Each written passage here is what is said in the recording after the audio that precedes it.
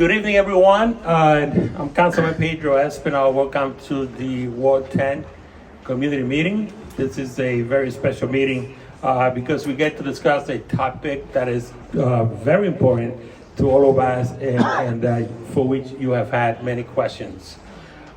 We know that we had a fire about 2.5 months ago and people were very concerned.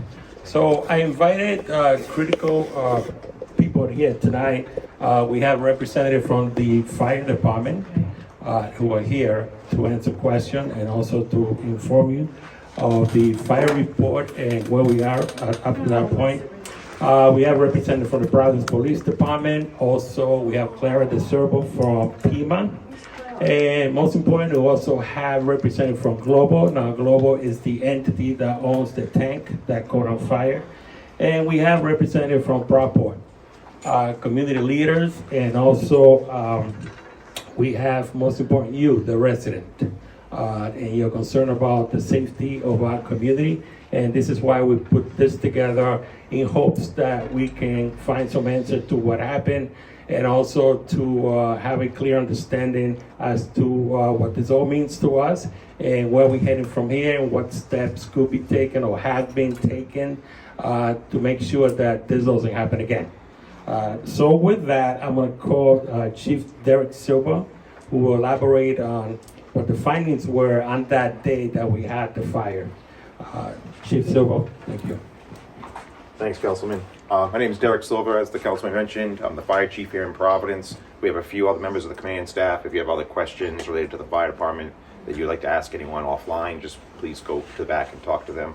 But basically what I'm going to do is give you like a brief overview of the findings from the fire report. The fire report from the fire that happened at 130 Terminal Road, what we would refer to it as is an overpressurization.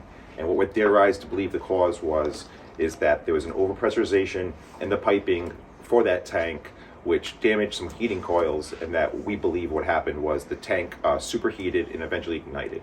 Now, while it looked sensational and it looked as if like the entire port was on fire, realistically it was confined to that one individual tank that's surrounded by berms that would contain any fuel spillage or any leakage, or for our purposes, any of the firefighting foam that we utilized or the water that was contaminated, all gets held within that berm.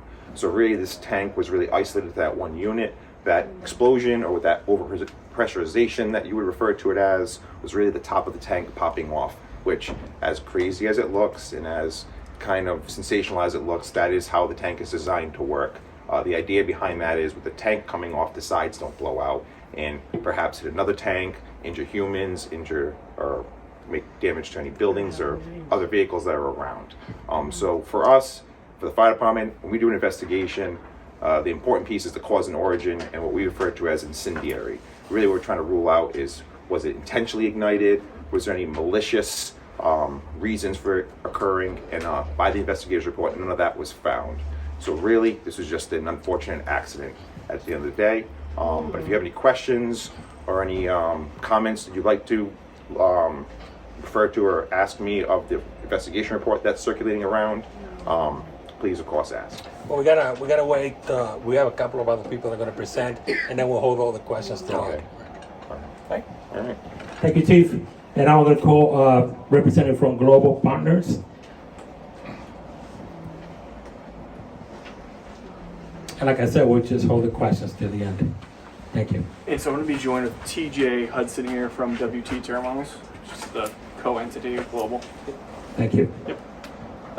So thanks everyone for coming out tonight. We appreciate the community coming out. I know there's a lot of questions, concerns, frustrations, and so first and foremost, we want to share our deepest sympathies, concerns, and hopefully we can have a conversation tonight and answer some of those questions. I probably won't be able to answer every question, but I can say I can find the right person, whether it's a Global person or somebody at WT Terminals that can. And so, to say I don't think this is going to be a one and done meeting. If we need to have additional meetings, I can share my point of contact, my cell phone. It doesn't have to end tonight. Like, let's have this continuing to have an open dialogue. So, as I said, joined by WT Terminals. Just to clear up a little confusion, so Global doesn't own and operate the facility. We lease from WT Terminals they're in charge of the terminaling piece of this. We own the tanks, we own the fuel. They have the employees, and they handle the logistics of the site.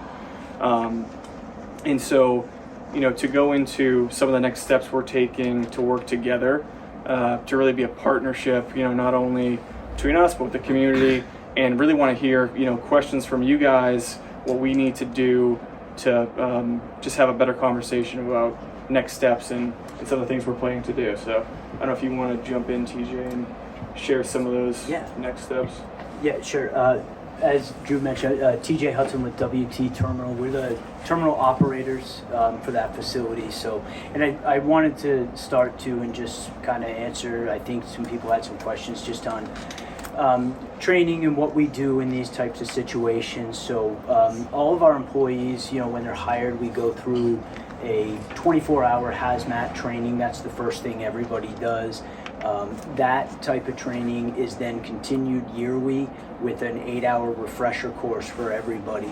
On top of that, we are constantly doing training. There's drills, tabletop exercises, and notification drills. Those are all through the Coast Guard or EPA. Excuse me, can everybody hear back there?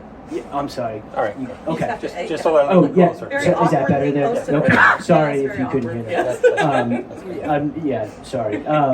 So we do these drills, these trainings. They go on throughout the year. They're either monthly or quarterly, depending on which organization kind of controls those. So we're constantly, the employees down there are constantly running through drills to deal with situations like this. And we're also monthly at a minimum. We work with our safety team. We also work with global safety team. We review any safety protocols. We review the whole training program. We make sure it's robust enough. We decide if anything needs to be added.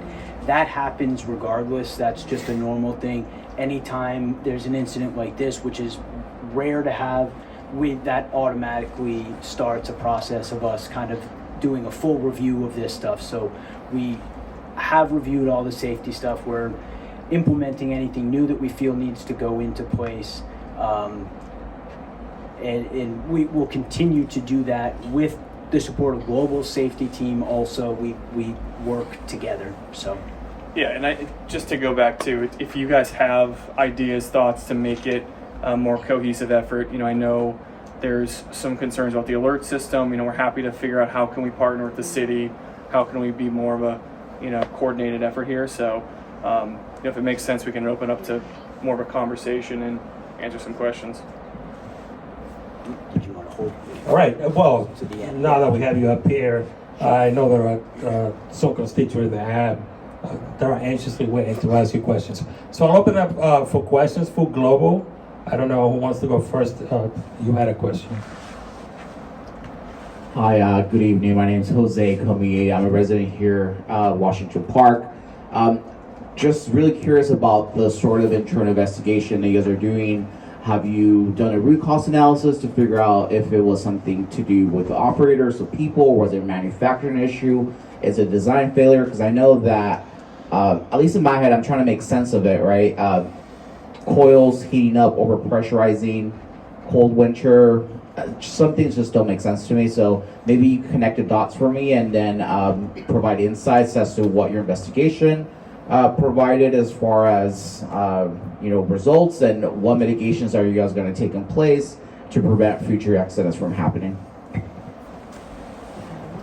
Thank you. Do you have another mic? We can start. Yeah.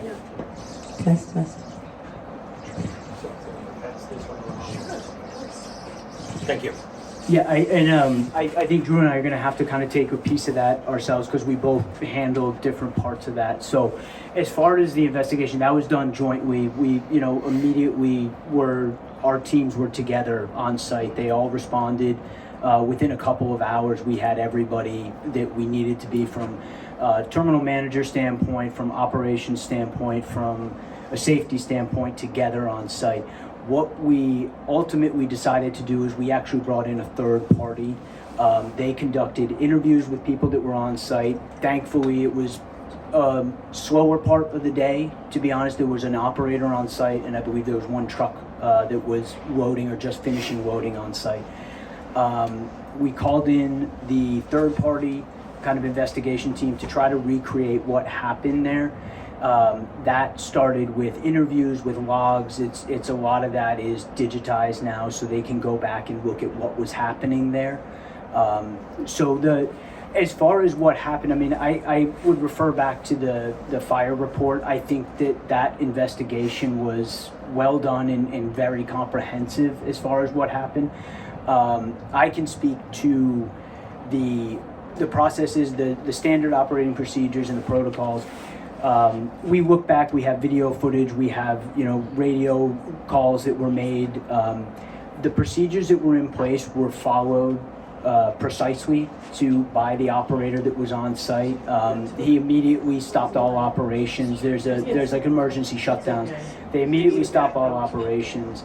He was able to call another terminal for backup support. They responded right away. The fire department was called, was on scene. Their response time was fantastic. We got the truck driver that was there loading was evacuated from the site. He's obviously not personnel that should be there at that time in any type of incident, so we got the truck out of the site. So procedurally, it went how we would have it written up to go. We've reviewed those procedures. We've looked at the fire report, and we've reviewed the day that went. We've had outside people look at it, and I think as far as the chief kind of said, it looks very sensational. We were really happy with the response of our employee that was there at the time. There was no injury on site, which personally I was thankful for that happened. I mean, it could have been worse from that standpoint, and it wasn't. So, and I think I'm gonna hand it off to Drew to kind of answer the other part of your question there. Yeah, I mean, I think to add to what TJ said, I think that the fire department did a good job kind of summarizing the facts. But again, it's looking to the future. What can we do to work together with WT terminals? Reviewing SOPs. Global's offered up our EHS team and our terminal ops team, and so it's having a more cohesive effort just to make sure we're all on the same page. Yes. I think what's still not clear, are we dealing with faulty equipment? Because no matter how many operating procedures you have, how many operators you have looking at this, if you're just dealing with something that's non-functional, let's say to the pressures you need to take it to the temperatures these things need to be stored at, you're going to end up at the same spot again. So that's why I asked, what is it, a design issue with the tanks themselves? Can you please provide insights? Yeah, like what is it? Like what was the failure? I don't think to me that's still not clear as the engineer myself, and that's the type of details I need. So I think the internal investigation, we're still working through that. I will say that tank and that equipment is no longer in use, and any other heated storage we have doesn't have that same equipment. So that is one piece of it. So Linda. Hi. Before Linda, I'd like to acknowledge State Representative Jose Batista, who's also here with us. Thank you, Rep. Could you turn off your mic while my mic's on? Absolutely. Hit the Bluetooth. There you go, Linda. Technology. Static. There you go. Hi, Linda Perry from Washington Park, and I've been living in, I call the shadows of the port for over 40 years. So my question is similar to Jose's. Do you think, you can go on the record or not say anything if you want, do you think it was aged out valve or the pressurization valve? Do you think it was old equipment? Because from what I gather, that's been there since 2007. I don't know how often it's inspected. I don't know how deep the inspections are. But you're dealing with things that can go boom. Maybe this was a small thing. It wasn't LNG, but it was a big deal. You can't sugarcoat it. So, do you think that it was just the age? You're not going to replace the tank anyway. So, were you waiting for it to die like an old car? Probably not. Do you think it was human error in combination with the faulty valve or the pressurization unit, whatever it is. I mean, I'm not, like I said, he said, I'm not an engineer. You guys maybe are one. But answer that. Yeah, so going back to what I said, I think some of our internal and my On. I'm going to turn it on. Yep, you're good. our internal investigation is still in the process. So whether the age of the tank or some of those pieces are still up for debate. I think what we can talk about is, you know, the practice of how when you guys inspect tanks daily in some of those procedures. This isn't like a tank that's just left out in the open and no one checks on it. It's checked daily, and you can maybe add on to some of those. Yeah, so as far as the tank, and I'm not an engineer either, and I appreciate those concerns. I think those are valid concerns and questions. You know, I've been doing this a while, and we've had all different types of ages of tanks before. As far as the inspection, so all of those tanks are on inspection cycle, which is required by law. They are inspected. It's every 5 years they have By to DEM? go. I'm sorry, I don't know who controls the inspection. I don't know We can where that check. goes. I can get you that answer, but I don't know Is who. it in your lease? It's not by DEM, I know that. It's Okay. not a DEM inspection thing. So they are inspected. We also, on top of that, there's daily rounds that the employees make. There's checklists that they go through. So they check all the equipment, they check all the gauges, they check everything. And then there's once a month they actually do an even more thorough check through that. It's a similar type of process, but it's just a more thorough list that they go through on that process. So there's a record. Better shut that off. Yeah. So there's a record of the inspections. A record in-house. I'm not finished yet, so don't turn it on. So there's a record in-house of all the inspections, daily, weekly. The guy that works there, he, writes up something or checks something off or whatever. So you could know if there was an issue with the valve. An issue in the past. I want to answer. Yes, as long as if it was a visible thing that they can check. I mean, if it's there, it will be on the log. Yes. Okay. Shut it off again. This is I'm my off. last one, I promise. I I know.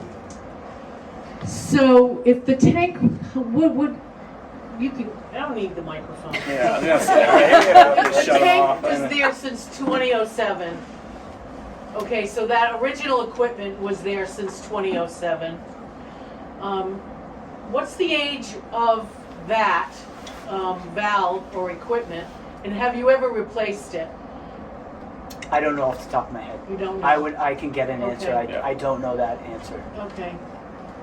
So, I mean, I think the people in the neighborhood are concerned about the lack of safety protocol. I mean, this is 2025, so there's new equipment, there's, high-tech stuff, and there's no mandate for you to upgrade your facilities. And this could be any of them. There's no mandate to upgrade your equipment, with the latest and the greatest, with the new equipment. So we're not talking engineers here, but it would be nice if there was somebody that knew, maybe DEM would know. Yeah, and we're happy to coordinate a meeting, Yeah. whether it's, we can bring in, some of our experts, and whether it's folks at the state that want to engage with that too. So. Okay, thank you. Thank you. Our director of BEMA, the Providence Emergency Agency, is here. Clara DeServo, thank you for being here. The gentleman offered to maybe partnering with the city as far as notification, safety surrounding that. So I'd like to hear from you just a couple of comments. I know you got to go in about 5 minutes before you leave. Absolutely. Sorry, gentlemen. Thank you. Thank you, Councilman. All right, I'm Claire DeServo. I'm the Director of Providence Emergency Management Agency and Office of Homeland Security. So what he is referring to is the city operates a couple of different systems that intersect to form our public alert and warning system. Is anyone here signed up for Code Red? I need to. A couple people are. All right, so we also have the port siren system that is currently operational in the Port of Providence. We, in addition to that, have the Code Red system. The challenge with the Code Red system is that it is an opt-in system, meaning you do have to sign up for it. We can send alerts in English and in Spanish in the Code Red system, but you have to opt into it. If you don't sign up, I don't have a way to issue you an emergency alert. There is a state level system called the wireless emergency alert system. That is when we had the hurricane or the tornado warnings a couple of summers ago and everyone's phone lit up. That's issued by National Weather Service in the state. So that is the totally comprehensive, will hit every cell phone in a jurisdiction system. So there are a few different levels of alert and warning. We are currently in the process of doing a comprehensive review and update of our public alert and warning system because technologies evolve and the public alert and warning technologies do evolve rapidly. So we are in the middle right now. So we have received some comments from other community organizations and groups and some feedback regarding both the port siren system, which some of you I'm sure have heard before, as well as Code Red and the other alert systems that we have access to. One of the things that we want to make sure is that we are providing bilingual alert and warning, particularly to this neighborhood, because we recognize that a significant portion of the individuals that would need to potentially be alerted during an incident do not speak English as their first language. So we are working to make sure that we have multilingual alert capacity for that. So if you have any questions or comments on the system, I would welcome them. Everybody, well, the councilman has my contact information, or I can leave my card as well. We are hoping to have the new systems and protocols ready to roll out very shortly. One of the additional factors, the reason that we did not issue an alert to the general public during this incident is that our current threshold for sending a public emergency alert is that we need the public to take an action. So during this incident, I was notified by telecommunications dispatch. I was in contact with the fire chiefs on scene. We were in contact with the hospitals in the area, with the Rhode Island Emergency Management Agency. So we were in contact with everyone who was involved in this incident response. At no point did it reach a threshold where we needed the public to take any protective measures. So if the fire chiefs on scene had informed me that there was a hazardous material release, that we needed to issue an evacuation or a shelter-in-place order, that's would have triggered us to issue an emergency alert. Throughout the incident, we were in contact with the command on scene, and they said there's no reason to issue any of these alerts. So that is why we never sent any of our emergency alerts, because it didn't reach our threshold for alert and warning.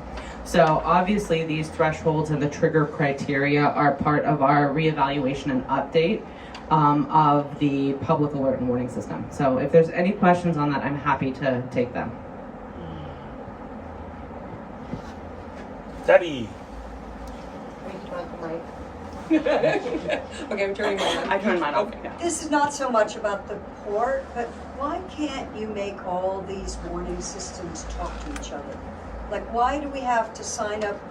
I know I'm part of 311's warning, Yep. and I'm part of Code Red's warning, but they don't talk to each other, they don't have the same audience, and it's just confusing to the public. Like, an emergency is an emergency. That's a really great question, and it gets at different levels of emergency. So the 311 system is used for notifications about there's a parking ban, there's a trash delay, the water parks are open, things like that. So if you want to opt in to be notified of those things, you can sign up for 311. Code Red we consider to be the next. I only issue a Code Red notice if there's an emergency and we need members of the public to take action. I'm never going, we have about 90,000 people signed up for Code Red. I'm not going to send a Code Red alert to tell you that the trash is delayed today. I'm going to have 90,000 very angry people with me. So I've been at the City of Providence for 7 years. I've only ever issued 2 Code Red notices. the level beyond that. But again, not everybody is going to want to get those notifications. People are very particular about what they want to be notified about. That's why I have very strict criteria for what we're going to issue a code red alert for. And if you want to know if the trash is delayed or the pools are open, that's what 311 is for. If you want to know if we are evacuating a neighborhood, that's what code red is for. The step beyond that is, and this is why it's multi-factored, so I have control over code red. I can launch code red from my phone 24/7. The wireless emergency alert system is run by, or it's managed in the state of Rhode Island by the Rhode Island Emergency Management Agency. That is the most powerful alert and warning. It goes to every single cell phone in a jurisdiction, even if you've opted out of everything. If you don't want to be notified about 311, if you don't want to sign up for my code red, it doesn't actually matter because that will go to every cell phone in the jurisdiction. I have been with the city, like I said, for 7 years. I know directors going back 15 years. I'm the only one who has ever issued a WIA alert. There's been one issued in 15 years. What's a WIA? The wireless emergency alert system, where it hits every single cell phone.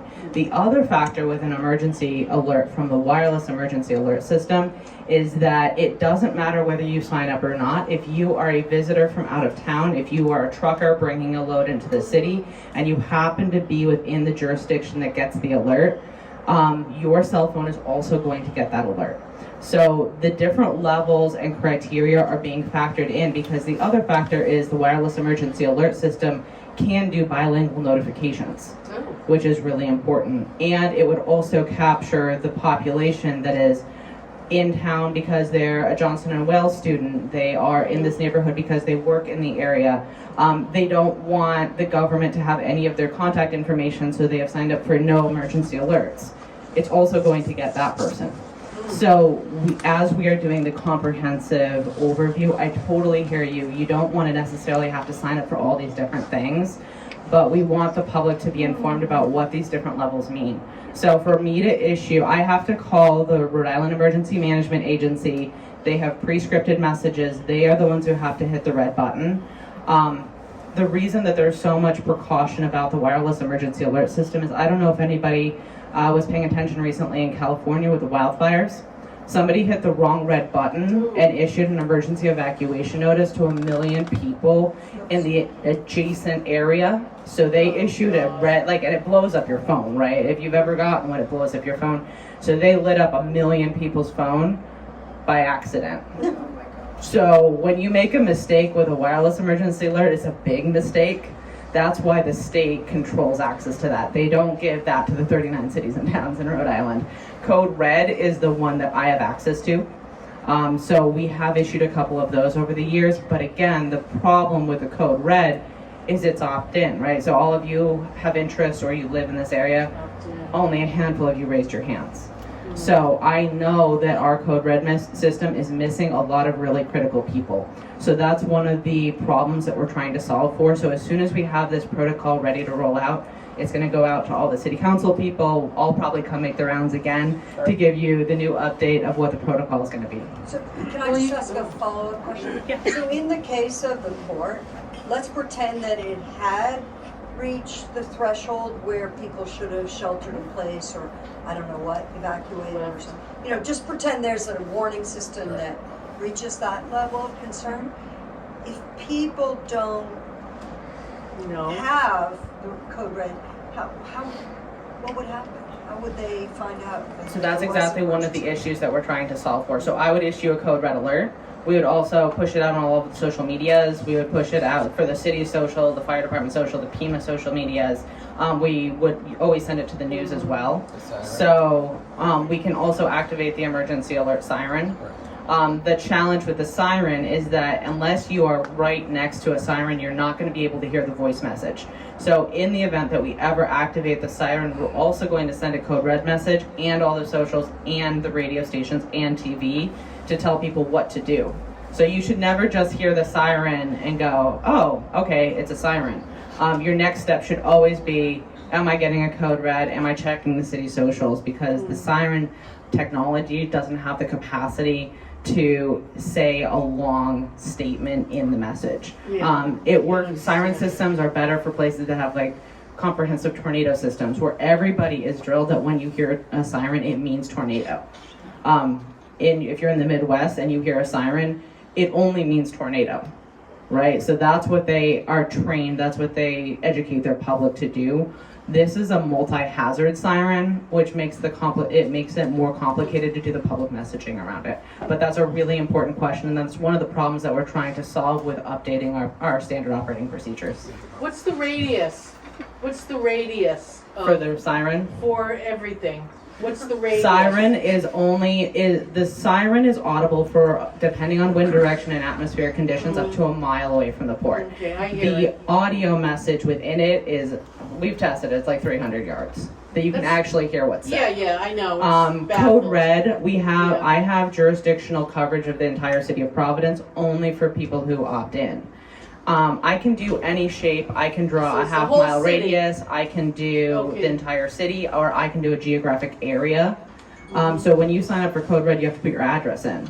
What I encourage people to do is put your address in, put your kid's school address in, put your workplace address in, because then you'll get any of the geographic alerts for that area. The WIA system, the Wireless Emergency Alert System, is actually national, but the state of Rhode Island obviously controls the state of Rhode Island. Really good question. Thank you. Yes, ma'am. I know that it's an alert system that comes on and says this is a test, where that's coming from? That is the IPAWS system, and IPAWS is actually run by FEMA and the FCC. So the IPAWS system is run by the state or by the federal government, and they use the same system. So IPAWS covers radio, TV, and cell phone, and it links in with the Department of Transportation highway signs. So when there's an IPAWS test, you're going to see it on the TV, you might hear it on the radio, you might see it on the DOT signs. Previously, the president has tested it on everybody's cell phone, which prompted a lot of conspiracy theories. But the state division of that is a wireless emergency alert system that is only for cell phones. So the IPAWS is the national level of this. This is all like, you guys have now gotten a emergency management degree 101 class on public alert and warning. It is very nuanced. There's a lot of different levels of it. Who has access to do what is very tightly controlled. The only one that I have control over for the city of Providence is Code Red. The wireless emergency alert, that is controlled at the state. IPAWS is controlled at the federal level. And to sign up for Code Red, Yeah. just contact. You can go to the PEMA website. If you type in Providence Code Red, it's going to bring you straight to the PEMA website. You can sign up there. I encourage everyone to do that. Whatever form our update takes, Code Red is still going to be a part of that. We're looking at what issues or what criteria would trigger Code Red versus a wireless emergency alert system. But please do still sign up. We're still absolutely going to be using it because it is the most time-sensitive and expedient way I have as the City of Providence to communicate with residents in the City of Providence. Any other questions? That'll do it. We know you have to go. Thank you, Councilman. Thank you so much, Clara.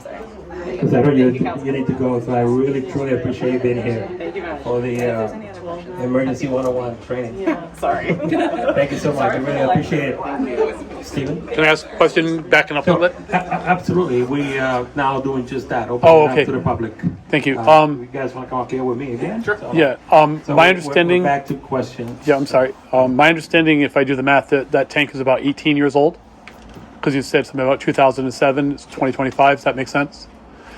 Yeah, and was age possibly a factor in what happened?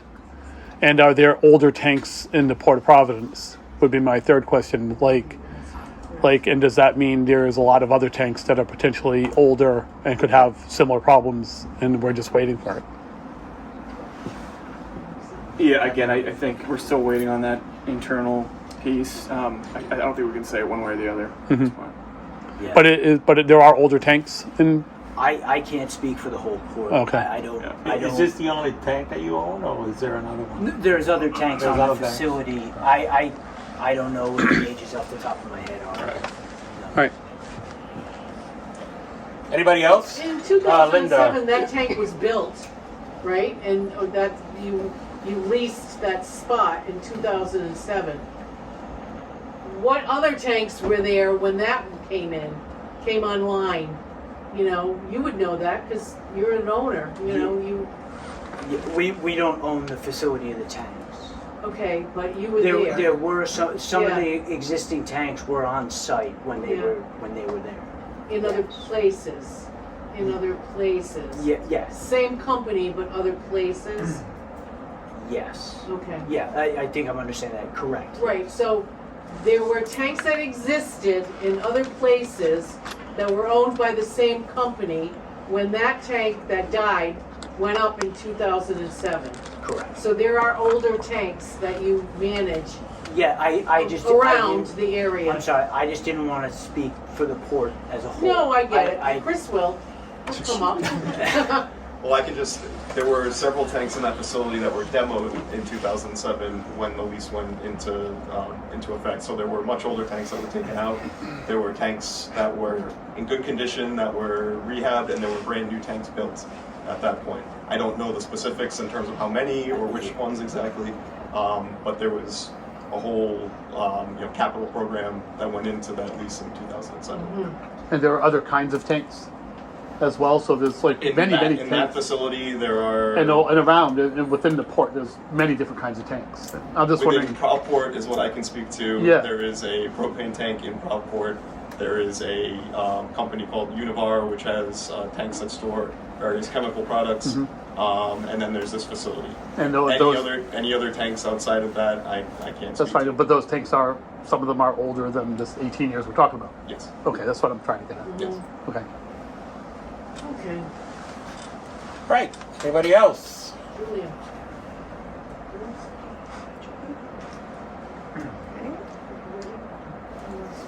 Is Julian getting ready to attack or something? I'm thinking about it. Because Linda said Julian, and you started getting your hair ready.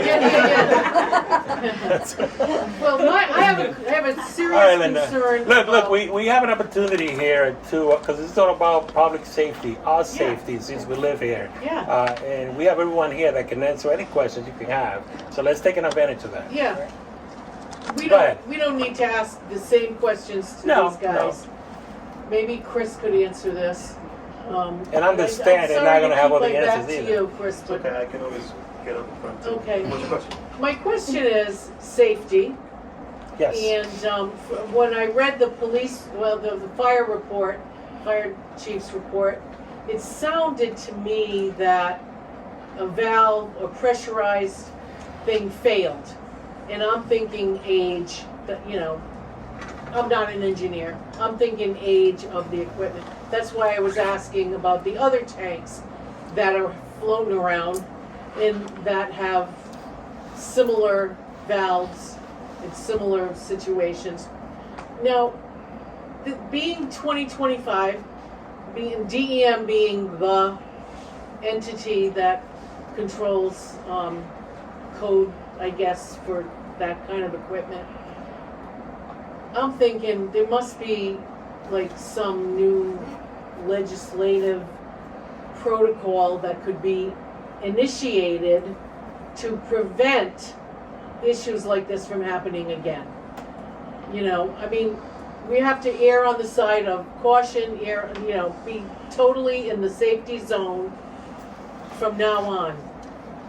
And I think we're just lucky that something terrible hasn't happened, and not to say that you guys don't do your best effort 100% 24/7, but new technology exists, this is 2025, and I would like some assurance that you're going to look at that.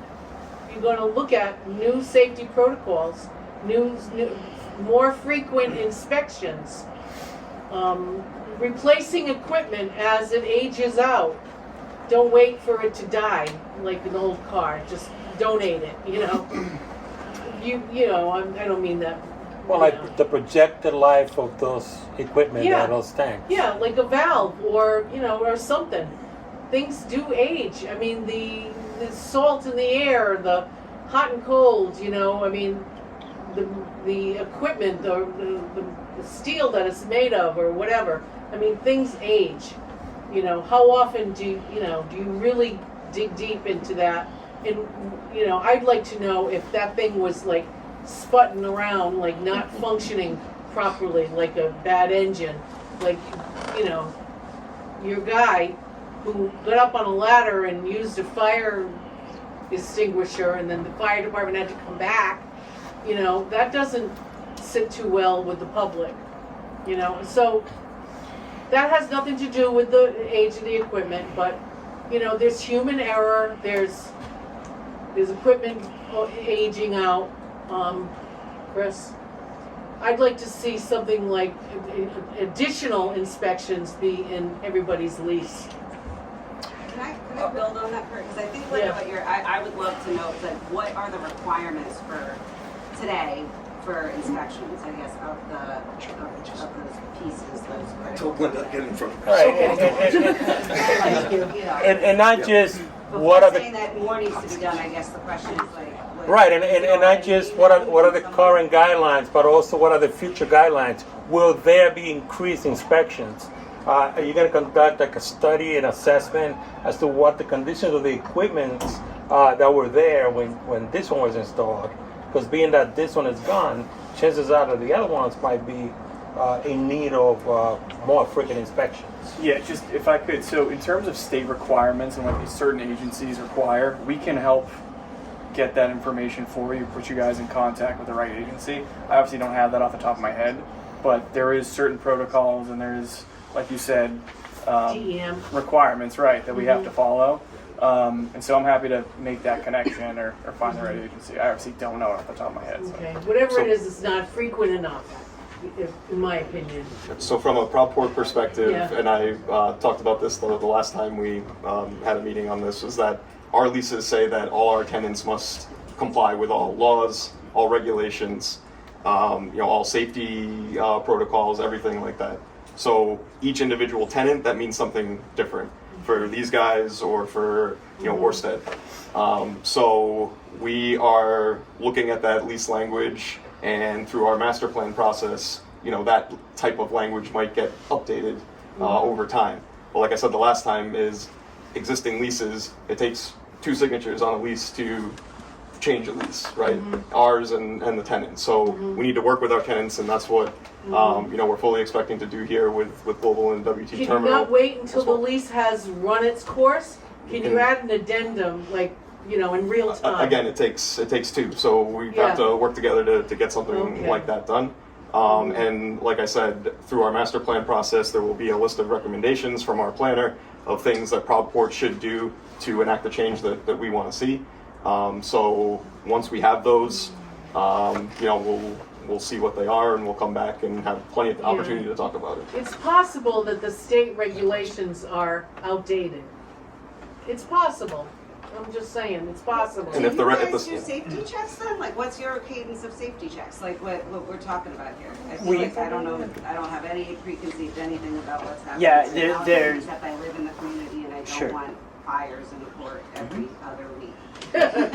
Yeah, we do safety checks. I can get you, like Drew said, I can get you the timing on all of that stuff. But yeah, there are safety checks that are happening. And Linda, to your point, I mean, that the type of stuff you had mentioned, that's the type of stuff we look at when we are evaluating safety procedural monitoring equipment. It's new technology, and that's what a lot of it is nowadays, as I'm sure everybody's aware. I mean, technology is changing fast, so those are the types of things that we look at, we evaluate, we compare with what we have in place, and we do try to update everything that we can as far as that when that comes up. So It's an investment. it is. It's an investment, and it's worth it. Absolutely. Okay. Well, can we ask any question that we want to? Absolutely, all right. Are we through with the tanks? No. Not yet. Okay. Well, I have another question here, then we'll. So, my name is Janet. I live in the neighborhood and I also work on Allen's Avenue. So I looked at the fire department's report, and first of all, I appreciate the fact that accidents can happen despite everybody's best efforts. I really do. And it's part of, I think, for those of us who live in the area, what worries us about the port all the time, because even despite best efforts, something can happen, right? And, I grew up learning that everything would be taken out in a 5-mile radius if something really blew at the port, and then like chain reaction. So I'll speak louder. So here's what my concern is. When I looked at the report, I see that this was a Thursday afternoon. I work on Allens Avenue. I am in healthcare with a lot of really compromised adults and children. Knew nothing about this, and I mean nothing, the entire time. That worries me a little bit. I understand that if you were containing it and that was the primary focus, you don't need to send it out to the whole city. But when I think about the fact that we might have had to evacuate people in wheelchairs, get them out of a pool setting, take kids down from the second floor and get them out in time, I don't know what was communicated to my facility or if it was, but I can tell you I worked there till 5:30 in the afternoon. I heard nothing. I left and I knew nothing about this. That worries me a little bit. So I think that communication piece that we were talking about earlier, if there's some enhancement for those targeted areas, I think about the poor dogs down the street, like where do they go, right? You can't get them all in your cars. So what do we do to enhance that communication? Might be part of that future plan going forward. Yeah, Suggestion. if one I can speak to. Sure, yeah. From the port's perspective, on community alerts and everything, Clara was just up here. We rely on PEMA to do that, and I think what she was saying is their internal review right now is, does it have to get to the level of evacuate or shelter in place? Can there be a level in between 311 and Code Red that says this is just happening? It's nothing to be concerned about, but it is happening. So just be on alert or something like that. I can't really speak to exactly what PEMA is doing. And I think Clara might have left already. Yeah, she had to unfortunately, go, I saw the date after. But we're certainly keeping a dialogue with PEMA on how we can help as the port. If anything happens, if we get information from our tenants, how can we get it to them so that they can get it out to a wider audience as quickly as possible? And sorry, I stepped on you. Thank you. No, I was just going to say, and we're obviously going to help with that process too. Great. Thank you. Where do you work? I work for a local hospital and outpatient clinic. Near Rhode Island Hospital? Allens Avenue, across from Dunkin' Donuts. Oh. The Chafee Health Center? No, I'm not speaking on behalf of my setting, so I can't really share that. I'm sorry. That's why I'm hedging. Yeah, no, that's okay. So it was close. Very close. Very close, and you should have heard the sirens from the 12 or 15 fire trucks that showed Sometimes, up. but not always in a brick building. Yeah, there you go. Yeah. I don't want to speak for PEMA at all, but that is exactly the protocol that they're trying to decide on now, what occurs. Wonderful. It's not actionable, but there's obviously a vested interest in what's going on. Right. That's what the director, the deputy director, that's what they're kind of trying to formulate now, is a plan on how do you get that information out when it's not actionable, but it's something you should all know about. Obviously, Code Red's not ideal right now because there's not a lot of users in there, but they're trying to figure out some format for that. Wonderful, thank you. Could be meetings. All right, anybody else? Mr. Drix? Thank you. I'm not quite sure where it is. I was trying to gather my thoughts and kind of got a bunch of questions. I think there are, this is not the first time there's been some kind of accident, disaster, emergency in the port area just over the past 10 years. I think it's the first time that it's been a ProvPort facility. All the other times it's kind of been like, one of the other ones further up Allens Ave, whether that's the pipeline rupture by the hospitals or multiple tanker truck spills or the time the train derailed onto Allens Ave. And I know there's many different facilities. There's a lot of details around the different types of risks there are, and that some of the things that are in that area, including some of the other facilities in ProvPort, are regulated under the EPA's risk management plan. So I don't believe that your facility is, but the risk management plan requirements are considered such high risk, kind of like potential terrorist threats, that you have to go to a special EPA facility in Boston and show your ID and get access just to look at what the kind of response plans are for worst case scenarios. I don't think what happened here was a worst case scenario. It's really bad. I think, it should have been prevented, and there were multiple points where prevention failed. This was not prevented, not just once, but twice. I did read the fire report last night, and it sounds like, and correct me if I'm wrong, but there was the initial explosion, and then the employee who went out and climbed the ladder and used a fire extinguisher to put out a fire, and then the fire department came and it was around a half an hour or so more later that after they left that they had to be called back again because the larger fire broke out. And so I am really concerned about why those things happened the way they did and why that wasn't prevented and what you're going to do to fix that. I think this is a learning experience of what went wrong and how do we make sure that doesn't happen again. I mean, that employee who went up there on the ladder with a fire extinguisher, is that protocol? Do they, they risk their life doing that? That could have been so much worse for them if that other fire had broken out. When the fire department came and then assessed the situation and then left, why did no one recognize that a much larger fire was about to break out? The Univar facility is across the street. This had been spread to another tank. If this had been impacted the other one, that Univar facility is one of those risk management and regulated facilities that has, much severe impacts in terms of if some of the chemicals that are stored there have been released. The misinformation, not just the lack of communication, but what did get communicated was misinformation. Saying that this was a corn oil storage tank. Corn oil to me reads as fuel. I mean, food grade.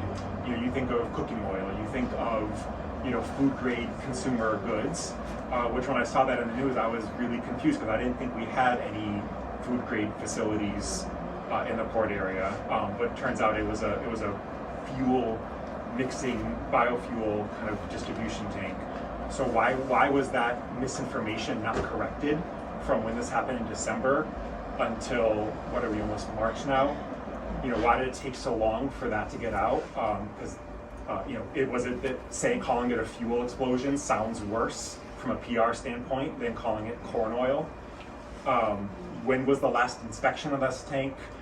Are these self-inspections where, because DEM is understaffed and under-resourced, they rely on facilities to self-inspect and report? When is your lease up for renewal?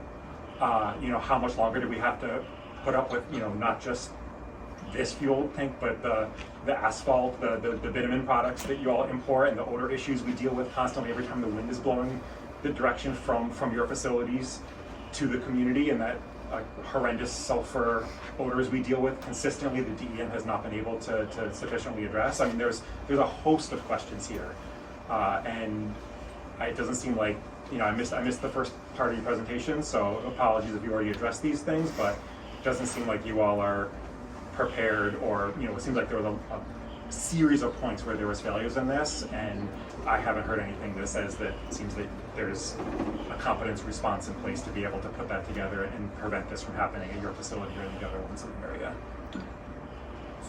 So there's a lot there. There's a lot so here. I'll give it a shot. I did start off by saying this doesn't have to, we don't have to boil the ocean tonight. Like, we can have some meet and get other folks involved and do additional meetings. I'm going to give my card to anyone who wants it, my cell phone, email.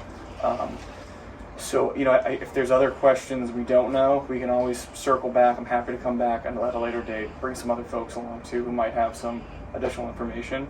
Trying to pick out a couple of those questions. The corn oil piece, that was incorrect. I don't know how that got spread out there. We certainly weren't saying it's corn oil. That doesn't even exist. Like, we don't sell corn oil or food grade products. It's biodiesel, it's B100, which is a state mandated fuel and heating oil right now. So that's part of the fuel we sell to help the state, meet their decarbonization goals. So that's, I think, the only question that really stuck out to me. I don't know if there's any. Yeah, I don't know where that information came from, the corn oil part.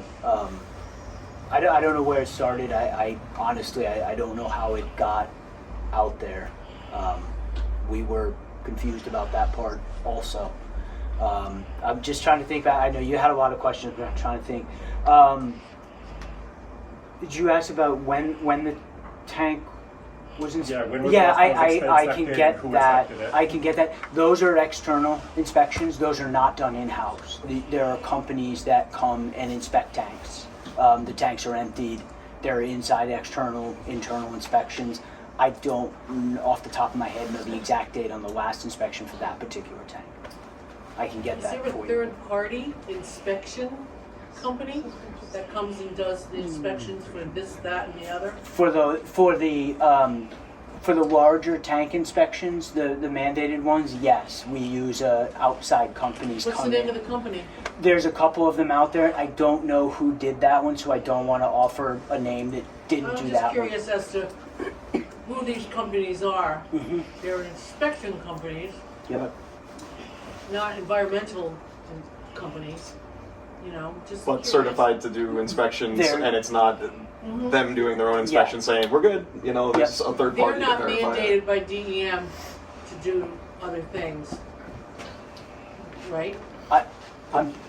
You keep saying DEM. I don't you know. I don't work for them. I don't want to speak on behalf of them. I Okay. don't know what that is. But just to put a pin in that, so if you do have questions, I'm gonna give everyone my card who wants one.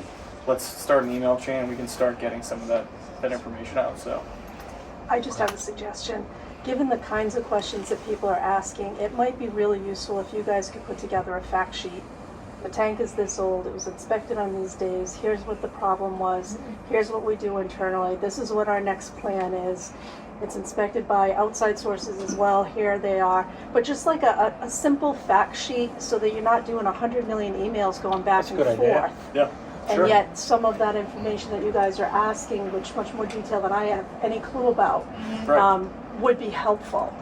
So I don't know if maybe people sent you questions and then you could formulate something like that. That might be really And useful. then for come back community. and present those Yeah. probably to all of us. Or even just share it, somewhere. Is this the kind of information that's going to be public in the master plan process?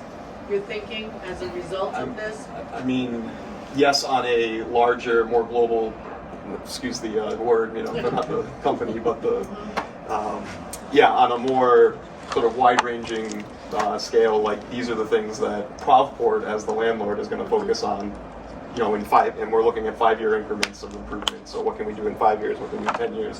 What can we do in 15 years? And how What can we things do can now also versus 5 years? Yeah, well, 5 years is the now, Okay. right? So that planning starts. Thank you, Janet, that was pretty good. Good idea. So, you guys said that the larger tanks are mandated to be checked by outside, and you check them through a third-party company. What about the smaller tank? Because we know that this one is a smaller tank. All of them. All I'm of sorry. I if I said larger, I'm sorry. All of the tanks are. All the tanks Yeah. are mandated, and they're checked by a third-party company. Yes. Of which you do not particularly know the third-party. There's a company. couple of them that we've used. I don't know who did that tank last. That's all. Got it. Sorry if that was confusing. Sorry. All right, so are we okay now for Global's participation as well as ProvPort? We heard from Clara from PIMA, and if you don't have any other questions, then I guess we'll work on a plan where more or less we'll get answers to all these questions and put that together, and somehow we'll either come back or find a way to distribute to the community. Rep, I don't know if you want to say anything. We're fine. All right. No, we don't want to. All right. Guys, thank you so much. Thank you. Yeah, appreciate it. Thanks so much. Thank you for reaching out. Chris, it was a pleasure.